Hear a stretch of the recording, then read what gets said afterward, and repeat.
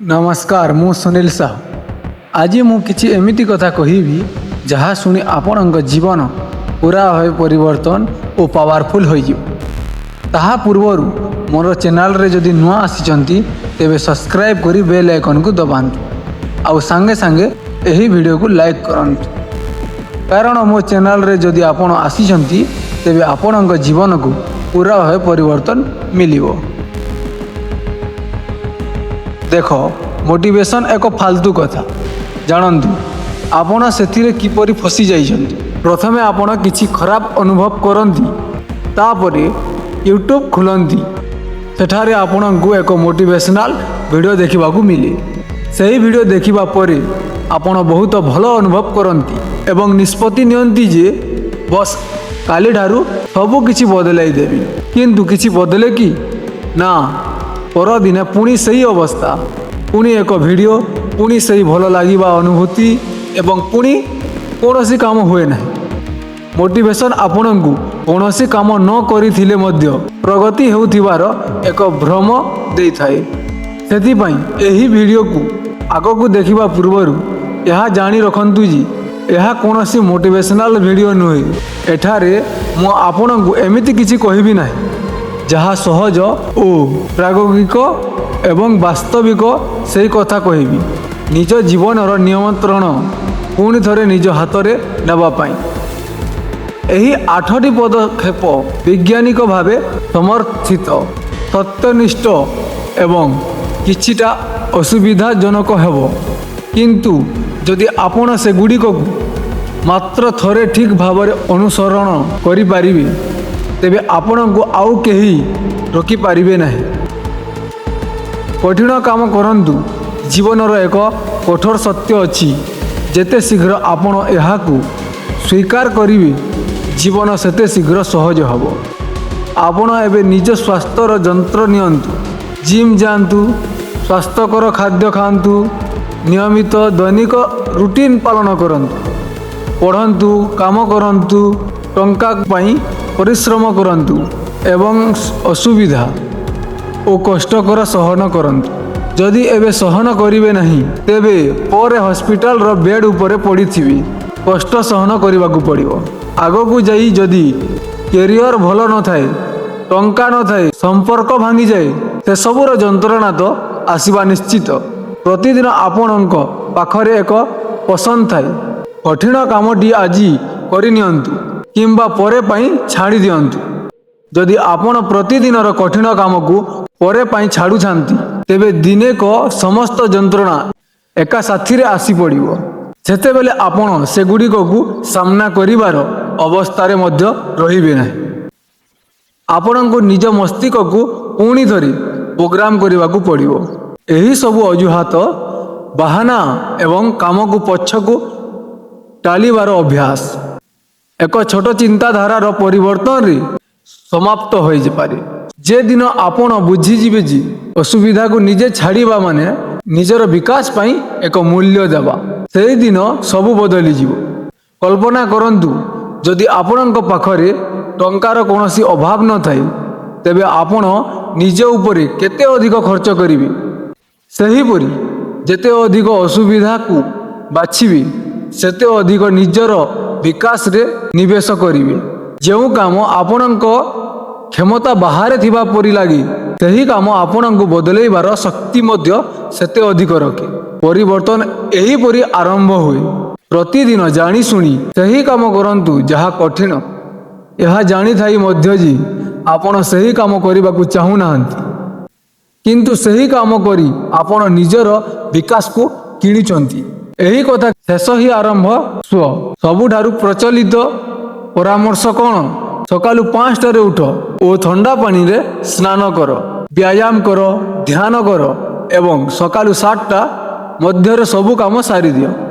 देखंतु यही सबु कथा भूल नुहे किंतु यह एक अधूरा सत्य कारण आपणक राति प्रकृति रे ता पूर्वरु राति आरंभ हुए आउ आम समाज रे राति 2टा पर्यंत काम करने को बहुत परिश्रमी हेबार चिन्ह बोली देखा जाए। मु तो केवल 4 ରୁ 5 घंटा सुई थाए यह को एक बड़ सफलता बोली देखा जाए। କିନ୍ତୁ ଏହା କୌଣସି ସଫଳତା ନୁହେଁ, ବରଂ ଧୀରେ ଧୀରେ ନିଜକୁ ନଷ୍ଟ କରିବାର ଏକ ପ୍ରକ୍ରିୟା। ଆଜିଠାରୁ ପ୍ରତିଦିନ ଏକ ନିୟମ ବନାନ୍ତୁ। ଶୋଇବାର 4 ଘଣ୍ଟା ପୂର୍ବରୁ ଖାଇବା ବନ୍ଦ କରନ୍ତୁ। ଶୋଇବାର 1 ଘଣ୍ଟା ପୂର୍ବରୁ ମୋବାଇଲ, ଟିଭି ଓ ଅନ୍ୟ ସ୍କ୍ରିନ୍ ବନ୍ଦ କରନ୍ତୁ। ଲାଇଟ୍ କମ୍ କରନ୍ତୁ ଏବଂ ମସ୍ତିଷ୍କକୁ ଅଧିକ ଉତ୍ତେଜିତ କରନ୍ତୁ। କୌଣସି କାମ କରନ୍ତୁ ନାହିଁ। ପ୍ରତି ରାତି ପାଇଁ ଏକ ନିର୍ଦ୍ଦିଷ୍ଟ ସମୟ ଚୟନ କରନ୍ତୁ। ସେଠି 10ଟା ହେଉ କିମ୍ବା 12ଟା, ପ୍ରତିଦିନ ସେହି ସମୟରେ ଶୋଇବାକୁ ଚେଷ୍ଟା କରନ୍ତୁ। କୌଣସି ପୁସ୍ତକ ପଢ଼ନ୍ତୁ କିମ୍ବା ମନ୍ତ୍ର ଜପ କରନ୍ତୁ। ନିଜକୁ ଏତେ ଶାନ୍ତ ଏବଂ ବିରକ୍ତ କରନ୍ତୁ ଯେ ସୁସ୍ଥ ଭାବେ ନିଦ ଆସିଯାଏ। ସକାଳୁ କିପରି ଉଠିବେ ବୋଲି ଚିନ୍ତା କରିବା ବଦଳରେ ରାତିରେ କେବେ ଶୋଇବେ ତାହା ନିଶ୍ଚୟ କରନ୍ତୁ। ତାହାକୁ ନିଶ୍ଚିତ କରନ୍ତୁ। ସକାଳ ଆପେ ଆପେ ଠିକ୍ ହୋଇଯିବ। କିନ୍ତୁ ଯଦି ଭଲ ନିଦ ନେବା ପରେ ମଧ୍ୟ ଆପଣ ଦିନର ଆରମ୍ଭ ଭୁଲ ଭାବରେ କରୁଛନ୍ତି, ତେବେ ଏକ ଭଲ ଭାବରେ ବିଶ୍ରାମ ପାଇଥିବା ମସ୍ତିଷ୍କକୁ ନଷ୍ଟ କରୁଛନ୍ତି। ସେଥିପାଇଁ ନିଜ ଦିନକୁ ଉଦ୍ଦେଶ୍ୟ ସହିତ ଆରମ୍ଭ କରନ୍ତୁ। ଅଧିକାଂଶ ଲୋକ ଦିନ କିପରି ଆରମ୍ଭ କରନ୍ତି? ଆଲାର୍ମ ବାଜେ ଉଠନ୍ତି ଆଉ ସେମାନେ ଫୋନ୍ ଉଠାନ୍ତି ଏବଂ ଇନଷ୍ଟାଗ୍ରାମ, ହ୍ୱାଟ୍ସଆପ୍ ଓ ନ୍ୟୁଜରେ ମନ ଲଗାଇ ଦିଅନ୍ତି। ଏହା ଏମିତି ଯେପରିକି ସକାଳ ସକାଳ ନିଜକୁ ଡୋପାମିନ୍ର ଇଞ୍ଜେକ୍ସନ୍ ଦେଇଦେବା। ଏଥିରେ ମସ୍ତିଷ୍କର ସମସ୍ତ ସର୍କିଟ୍ ଅସ୍ତବ୍ୟସ୍ତ ହୋଇଯାଏ। ତାପରେ ସାରା ଦିନ ମସ୍ତିଷ୍କ ଠିକ୍ ଭାବରେ କାମ କରିବା କିପରି? ଏକ ଭଲ ସକାଳର ରୁଟିନ୍ କୌଣସି ପେନ୍ସନ୍ କିମ୍ବା ଟ୍ରେଣ୍ଡ ନୁହେଁ, ଏହା ଏକ ମାନସିକ ଆବଶ୍ୟକତା। ସେଥିପାଇଁ ପ୍ରତ୍ୟେକ ସଫଳ ବ୍ୟକ୍ତି ଏହାକୁ ଅନୁସରଣ କରନ୍ତି। ଚିନ୍ତା କରନ୍ତୁ, ପ୍ରତ୍ୟେକ ସକାଳେ ଆପଣଙ୍କୁ ସମ୍ପୂର୍ଣ୍ଣ ମାଗଣାରେ ଏକ ଜୈବିକ ରିସେଟ୍ ମିଳୁଛି, ଯାହା ଆପଣଙ୍କ ମସ୍ତିଷ୍କକୁ ଓ ଶରୀରକୁ କାମ ପାଇଁ ପ୍ରସ୍ତୁତ କରିଦିଏ। କିନ୍ତୁ ଅନେକ ଲୋକ ଏହାର ଲାଭ ନେଇପାରନ୍ତି ନାହିଁ। ତେଣୁ ସବୁଠାରୁ ପ୍ରଥମ କାମ କରନ୍ତୁ, ସକାଳେ ଉଠିବା ପରେ କମ୍ ସେ କମ୍ 30 ମିନିଟ୍ ପର୍ଯ୍ୟନ୍ତ ଫୋନ୍ ଠାରୁ ଦୂରେ ରୁହନ୍ତୁ। ତା ପରିବର୍ତ୍ତେ 3ଟି କାମ କରନ୍ତୁ। ସୂର୍ଯ୍ୟ ଆଲୋକ ନିଅନ୍ତୁ। ଅଳ୍ପ ଶାରୀରିକ ଚଳନ କରନ୍ତୁ। ଆଜି କ'ଣ କରିବେ ତାହା ସଚେତନ ଭାବେ ଭାବନ୍ତୁ। ଏକ ଡାଏରୀ ନିଅନ୍ତୁ ଏବଂ ଆଜିର ସବୁଠାରୁ ଜରୁରୀ କାମଗୁଡ଼ିକ ଲେଖନ୍ତୁ। ଏତିକି କରି ଗଭୀର ଶ୍ୱାସ ନେଇ ଦେଖନ୍ତୁ। ମନ ବହୁତ ଶାନ୍ତ ଅନୁଭବ କରିବ। ତୁମେ ପ୍ରତି ସକାଳେ ଏହି କାମ କର। ଏବେ ମସ୍ତିଷ୍କ ପ୍ରସ୍ତୁତ ହୋଇଯିବ। ଚାଲନ୍ତୁ ଏବେ ଶରୀର ବିଷୟରେ କଥା ହେବା। ନିଜ ଶରୀରକୁ ଭବିଷ୍ୟତ ପାଇଁ ସୁରକ୍ଷିତ ରଖନ୍ତୁ। ଜାଣନ୍ତି କି ଅଧିକାଂଶ ଲୋକଙ୍କର ବ୍ୟାୟାମ କରିବାର ଏକମାତ୍ର ଉଦ୍ଦେଶ୍ୟ ହେଉଛି ଶରୀର ବଢ଼ିବା, ବଡି ବନେଇବା। ୱାର୍କଆଉଟ୍ ମାନେ ମାଂସପେଶୀ ବଢ଼ାଇବା। ଏହା ଚିନ୍ତାଧାରାକୁ ବଦଳାଇବା ଆବଶ୍ୟକ। ଶରୀର ଭଲ ଦେଖାଯିବା ଭଲ କଥା, କେବଳ ବଡି ବନେଇବା ଉପରେ ଧ୍ୟାନ ଦେବା ଠିକ୍ ନୁହେଁ।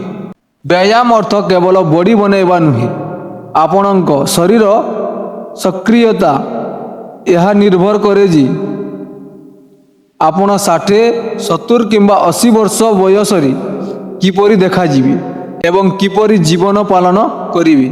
ସେଥିପାଇଁ ନିୟମିତ ବ୍ୟାୟାମକୁ କେବଳ ଶରୀର ଗଢ଼ିବା ପାଇଁ ନୁହେଁ, ସୁସ୍ଥ ରହିବା ପାଇଁ କରନ୍ତୁ। ଦୈନିକ ଚଳନକୁ ଖାଇବା ଓ ପାଣି ପିଇବା ପରି ଆବଶ୍ୟକ ଅଭ୍ୟାସ କରନ୍ତୁ। ଜିମ୍ ଥାଉ କିମ୍ବା ନଥାଉ, ଫିଟନେସ୍ର 3ଟି ମୂଳସ୍ତମ୍ଭ ଅଛି। ଶକ୍ତି। ସପ୍ତାହକୁ 3 ରୁ 4 ଦିନ ନିଶ୍ଚୟ ଟ୍ରେନିଂ କରନ୍ତୁ। ଦୌଡ଼ିବା, ସାଇକେଲ ଚଳାଇବା ଇତ୍ୟାଦି।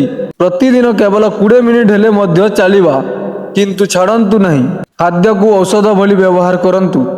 ଆଜି ଆପଣ ଯାହା ଖାଉଛନ୍ତି ତାହା କେବଳ ଆଜି ପାଇଁ ନୁହେଁ। ସେହି ଖାଦ୍ୟ ଆପଣଙ୍କ ଭବିଷ୍ୟତ ସ୍ୱାସ୍ଥ୍ୟ କିମ୍ବା ଭବିଷ୍ୟତ ରୋଗ ବଢ଼ୁଛି। ଅତ୍ୟଧିକ ପ୍ରକ୍ରିୟାକୃତ ଖାଦ୍ୟ, ଚିପ୍ସ, ମିଠା ପାନୀୟ, ଲୁଡୁସ ଏସବୁ ଆପଣଙ୍କୁ ଆସକ୍ତ କରିବା ପାଇଁ ବିଶେଷ ଭାବରେ ତିଆରି କରାଯାଇଛି। ପ୍ରତ୍ୟେକ ଜିନିଷକୁ ଏମିତି ଭାବରେ ଗଣନା କରାଯାଇଛି ଯେ ଆପଣ ସେଗୁଡ଼ିକୁ ବାରମ୍ବାର ଖାଇବାକୁ ଚାହିଁବେ। ଯଦି ଆପଣଙ୍କ ଖାଦ୍ୟାଭ୍ୟାସ ଖରାପ, ତେବେ ସେଥିରେ କେବଳ ଆପଣଙ୍କ ଦୋଷ ନାହିଁ, ଆପଣଙ୍କ ଚାରିପାଖର ସମସ୍ତ ବ୍ୟବସ୍ଥା ଏଭଳି ଭାବରେ ଗଢ଼ାଯାଇଛି ଯାହା ଆପଣଙ୍କୁ ସୁସ୍ଥ ରହିବାରୁ ଦୂରେ ରଖେ। ଅସୁସ୍ଥକର ଖାଦ୍ୟ ବିକ୍ରି କରି ବଡ଼ ବଡ଼ କମ୍ପାନୀ ଟଙ୍କା ରୋଜଗାର କରନ୍ତି। ସେହିପରି ଖାଦ୍ୟରୁ ରୋଗ ହେଲେ ହସ୍ପିଟାଲରେ ଆପଣଙ୍କ ଚିକିତ୍ସା କରି ଟଙ୍କା ରୋଜଗାର କରି ସମଗ୍ର ବ୍ୟବସ୍ଥା ଆପଣଙ୍କ ବିରୋଧରେ କାମ କରୁଛି। କିନ୍ତୁ ଥରେ ଯେତେବେଳେ ଆପଣ ଏହାକୁ ବୁଝିଯାଆନ୍ତି, ଦାୟିତ୍ୱ ଆପଣଙ୍କ ଉପରେ ଆସିଯାଏ। ଆମ ଘରୋଇ ଖାଦ୍ୟ ପାରମ୍ପରିକ ଭାବରେ ସବୁଠାରୁ ସ୍ୱାସ୍ଥ୍ୟକର ଥିଲା। ଡାଲି, ତରକାରୀ, ରୁଟି ଓ ଭାତ। କିନ୍ତୁ ଏବେ ମ୍ୟାଗି, ବିସ୍କୁଟ, ଚିପ୍ସ ଓ ଲୁଡୁସ୍ ସାଧାରଣ ଜିନିଷ ହୋଇଯାଇଛି।